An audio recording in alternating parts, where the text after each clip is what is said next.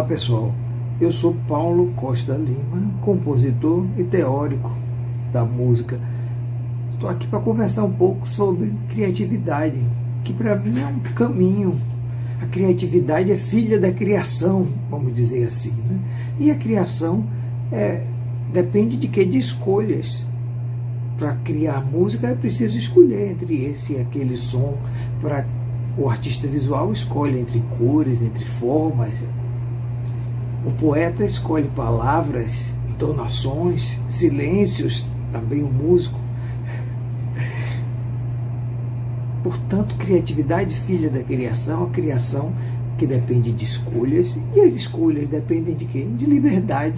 Eu preciso ter liberdade para escolher entre isso ou aquilo, entre definir o que eu quero escolher. Então, a criatividade é um caminho que vai bater lá na liberdade, que depende da liberdade de pensamento. E em música, os criadores de música, portanto a criação, eles inventam mundos sonoros, né? Inventam mundos sonoros, e desses mundos sonoros é possível olhar os outros mundos, construir uma interpretação. Portanto, criar música é interpretar. Olha aquele caso que eu já comentei anteriormente, de Seguro Chan com a Quinta Sinfonia.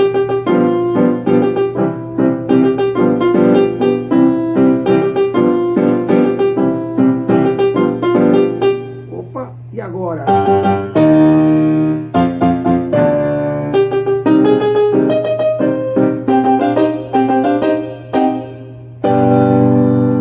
E ninguém tinha percebido que Seguro Chan é uma variação, digamos assim, da Quinta Sinfonia. Então, o mundo inventado pela Quinta Sinfonia permite essas variações. O mundo inventado pelo pagode do compadre Washington permite essas interpretações. Esses dois mundos se entrelaçam, e esse entrelaçamento passa aí por baixo, que ninguém percebe, como se, e é verdade, a música trabalhasse com associações livres, associações sobredeterminadas, mais ou menos sobredeterminadas, né? Então, o papel do crítico é um papel de criação também, porque ele depende da criação, ele depende dessas conexões que vão sendo feitas, ele depende desse jogo de invenção de mundos, da possibilidade de conectar mundos e de conectar interpretações, né? Então, será que o compadre Washington, ao fazer isso, provavelmente por causa daquela propaganda da lâmpada, a primeira faz tchan, a segunda faz tchan, tchan, tchan, tchan, que é a primeira vez que a palavra tchan entra nessa dimensão de cultura de massa, né?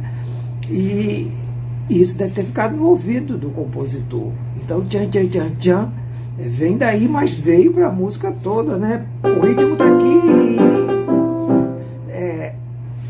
Mas será que o compadre Washington viu que na Quinta Sinfonia havia um pagode em potencial? Havia essa excitação rítmica que ele transforma em pagode? Não é? É claro que lá tem uma excitação rítmica. Será que o compadre Washington está fazendo uma arrelia com essa identidade culta, de alta costura, como eu brinco, né? Uma versão esculhambativa, porque o Brasil, a cultura brasileira meio que existe entre esses dois grandes polos, da saudade e da esculhambação. Será que o compadre Washington, então, psicografou esse pagode que estava lá dentro de Beethoven, e ao fazer isso também psicografou conteúdos subjacentes de natureza sexual? Ora, isso é a crista da onda em teoria da música. Ver o que tradicionalmente se chamava de música absoluta e perceber que há discursos embutidos nessa música absoluta das sinfonias, dos quartetos, e que esses discursos podem ter conotações sexuais. Isso é crista da onda lá, mas está no pagode do compadre Washington. Como é que pode uma coisa dessa, meu irmão?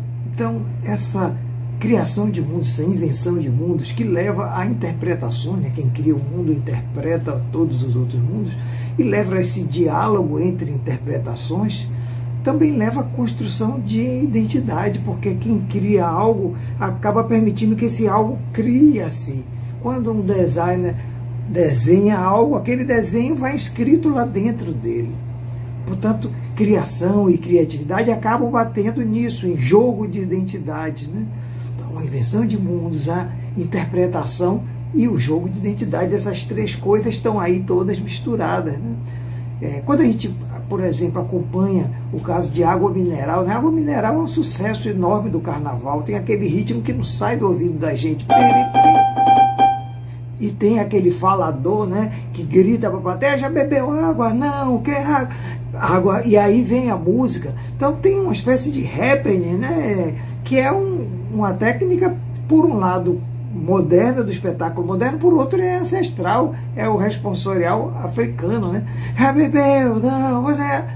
O público se sente parte disso, e aí vem essa celebridade do carnaval, que é Carlinhos Brown, cantando isso. E qual não é a nossa surpresa quando a gente toca, por exemplo, vou tocar aqui esse hino: glória, glória, glória, aleluia, glória, glória, aleluia. E agora, água mineral do Candeal, você vai ficar legal.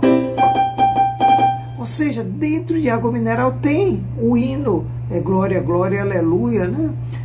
Eu não estou falando que isso não tem nada a ver com cópia, com plágio, são diálogos, intertextualidades, vamos dizer assim, né?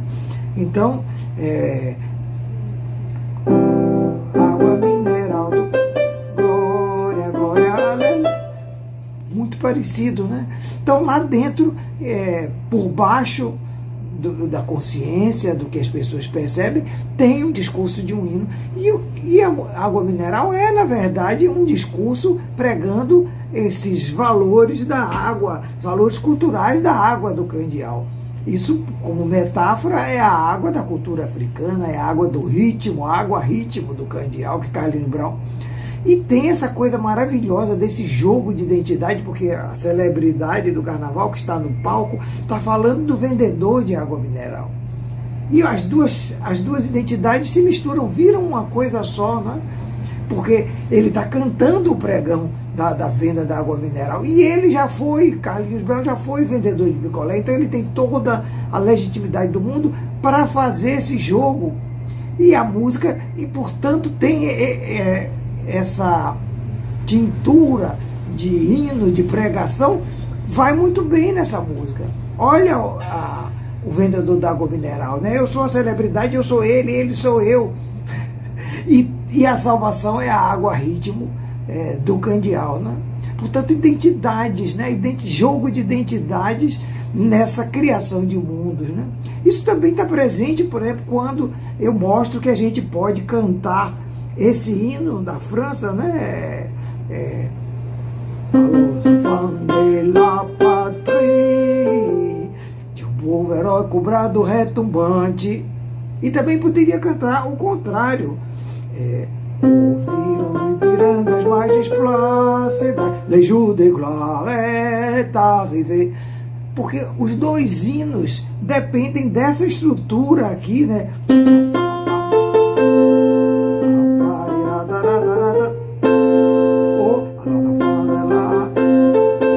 Essa estrutura, esse arpejo ascendente é que segura os dois hinos. É claro que isso tem razões culturais, históricas enormes, né?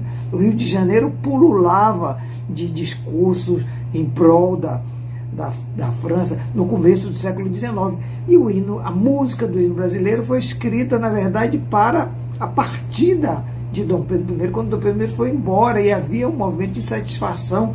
Então aquilo foi comemorado como se fosse lá uma libertação, evocando a Revolução Francesa, né? Portanto, tem tudo a ver. Mas o autor pensou nisso? Não, creio que não.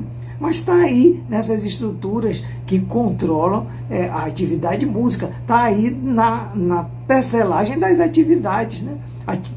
Das identidades, identidade Brasil e identidade França. Pois é, onde é que vai esse discurso que começa lembrando que a criatividade é filho da criação, a criação depende de escolhas e as escolhas dependem da liberdade de pensamento, a liberdade para fazer e definir quais são as escolhas, né? Um discurso que também nos lembra que criar envolve inventar mundos, né? Mundos de significação. Essa invenção de mundos cria uma perspectiva de interpretação do mundo. Então, uma obra traz uma certa forma de olhar para tudo que está em volta. E também coloca um jogo de identidades, né? Porque ao criar, o Criador também está sendo criado. Agora, isso tudo aparece quando a gente faz simplesmente perguntas a canções ou a obras de arte. Como é que você constrói suas expressividades?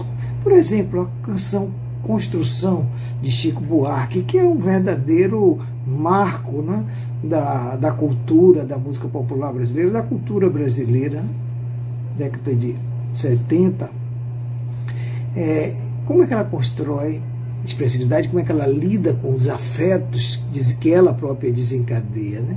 E aí a gente pode perguntar, embora existam várias respostas poéticas, por que escolhe proparoxítonas? Qual o papel das proparoxítonas, aquelas que acabam cada verso da canção? Amor daquela vez como se fosse a última, né? Todos os versos, e vai haver uma espécie de ciranda dessas proparoxítonas. A gente pode buscar uma resposta musical para isso. O gesto onde essa proparoxítona está inserida é um gesto rítmico, né? E reparem que o lugar do acento, da acentuação da palavra, é a chegada desse gesto. Amor daquela vez como se fosse a última. Essa última vai acontecer fora do tempo e vai ficar um pouco assim no ar flutuando, né? Então, é como se a cada verso houvesse essa espécie de deslize, esse tropeço, ou esse mergulho, né? Mas que mergulho é esse? A que alude? Ora, alude ao grande mergulho do trabalhador, desse trabalhador anônimo que cai da construção, no final, lá no centro da canção, né? No final da narrativa. Portanto, cada verso já anuncia o que vai acontecer. E a gente descobre isso, vamos dizer assim, arrumação dos afetos a partir da análise do gesto micro, né? E, portanto, a gente descobre também que a canção é toda muito bem pensada e é toda organizada, como se fosse a centralidade fosse um valor essencial, né? Tudo aponta para esse gesto central, né? Desse valor da centralidade, a gente pode passar para um outro valor que está na canção, que é uma espécie de valor épico, né? O épico que está no trabalhador que levanta essas construções, tijolo por tijolo, num desenho mágico, portanto, esse prédio que sobe, e a épica da própria poética, né? A construção se refere tanto ao prédio quanto à experiência artística, essa poesia, música que deu trabalho para fazer com esse nível de qualidade, né? Portanto, a dimensão épica é a do trabalhador e, portanto, os desafios do trabalhador e também do compositor de dizer a essa sociedade que não enxerga que essa pessoa é importante, né? que cai, que se espatifa lá no meio do chão no sábado, atrapalhando o tráfego, faz parte dessa época, principalmente numa época de ditadura, dizer isso para a sociedade: olha, isso não está funcionando, né? Isso nos leva para um terceiro valor, desses três valores que se enroscam na canção, que é esse valor da utopia, né? Que é esse abrir de olhos da sociedade, e aí vem essa canção que foi anexada ao final, né? O Deus lhe pague. E tem uma coisa muito interessante também no microgesto, que eu poderia cantar esse microgesto como se fosse um canto gregoriano. Victime Pasqualis laudes, imolem Christi. O cântico gregoriano da Páscoa, né, da vítima da Páscoa. Então repare que criatividade. Chico pega, sabendo ou não, algo que remete ao canto gregoriano, a melodia, e bota o ritmo de samba. Então, samba com gregoriano, sussurrando no ouvido da gente esse toque de utopia. Olha, Essa invisibilidade do trabalhador não pode ser assim. E isso conduz à queda, à morte, à tragédia, mas também ao Deus lhe pague, onde essa voz, pela primeira vez, aparece a voz do personagem trabalhador dizendo: por esse pão para comer, por esse chão para dormir. Quer dizer, o morto fala, né? E diz: Deus lhe pague, né? Nessa resolução, uma resolução para um acorde maior, um grande finale. Portanto, a soma disso tudo é o quê? Olha, que na forma de construção está lá a paixão. Eu não estou dizendo que é um discurso religioso, nem que Chico é religioso, mas que a forma alude, assim como em outros momentos da obra de Chico, o cálice da crucificação, aqui a forma que a gente vivencia sem nem saber é da paixão, ou seja, um personagem que a gente vive os últimos momentos da vida de um personagem que diz algo, que revela algo sobre a sociedade, né? Portanto, está aí a criatividade que leva para as escolhas, que leva para a criação, para a liberdade. No final das contas, para quê? Para a liberdade de pensamento. Não pode ver a criatividade desejável sem democracia.